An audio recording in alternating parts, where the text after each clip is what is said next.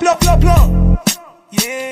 Que la parte y la choque, ella está buscando que la monte. La rivalidad mediática entre la China Suárez y Wanda Nara parece haber sumado un nuevo capítulo justo antes de cerrar el 2025. En medio de su reciente compromiso con Mauro Icardi, la actriz compartió un video en sus redes sociales que muchos han interpretado como una sutil referencia al pasado, específicamente al lugar donde comenzó su historia con el futbolista. En el video se observa a la china luciendo un estilo muy primaveral y elegante para las fechas.